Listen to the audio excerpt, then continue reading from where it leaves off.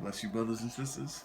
I'm back again, and I just wanted to give you some words of encouragement and some words that'll uplift you. And today's word is going to be keeping your word. We live in a society now that is so plagued with lies and many misconceptions, hidden subliminal messages, and many things of that nature that kind of confuse people. And we forgot the real value of keeping your word. There was an old saying in my time, or should I say, in the kind of people I hung around with, your word is your bond. Meaning, being truthful to your word and being truthful to who you are. And there was a time, long time ago, that people kept their word. Kings, whenever they said whatever they said, that's what became law, what became true. It was almost as if they used their signet ring in order to pass a law. And we've kind of like driven away from that, and we've gone into our own. And this is not referring to you. This is just referring to society in general. Has gone away from that and has kind of like faded from that. But I've found that some of the unique people have stood up and been true to their word and who they are in general. And that doesn't mean if you tell somebody something and you can't fulfill it, that doesn't mean you're not keeping your word. Because sometimes it happens like that. Sometimes you give your word to someone to do something and you don't do it. It's, you know, we all have that flaw. Sometimes it happens. But keep your word as much as you can. And one of the ways to be able to do that is to match your word with your actions. Uh, so many people constantly make promises and they don't fulfill them, and or they're just habitual liars and kind of like stretching truth lies and don't like living by truth or by their word.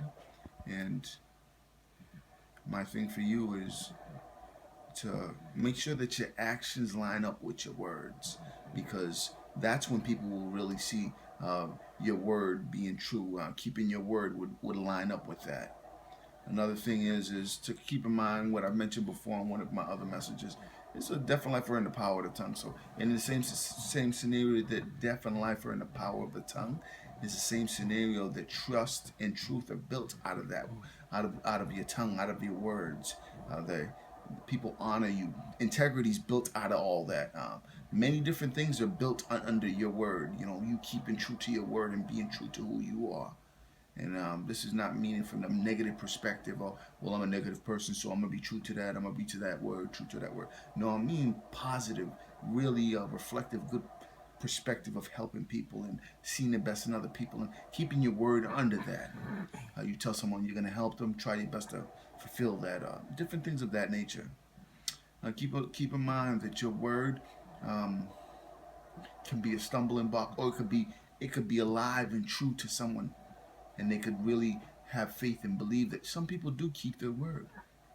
And I think I learned this not only from God, but from my uncle and my older brother and my sister and other relatives of that nature. They really kept their word when they were with me, and they kept it truthful and meaningful. And that kind of stuff kind of stuck with me to be true to your word, and no matter what the scenario looks like. And the truth of the matter is, uh, the Word of God tells us in Numbers, God is not man that he may lie, or the Son of Man that he may change his mind. Has he not said it, will he not do? Has he not said it, will he not make good?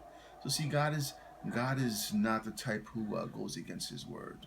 He keeps his word true. So that's another reason why you should be truthful to your word, because God is not a liar. He's always been true. And you can find that in his word, and he's backed his word up with the very prophecy, the fulfillment, and everything takes place there.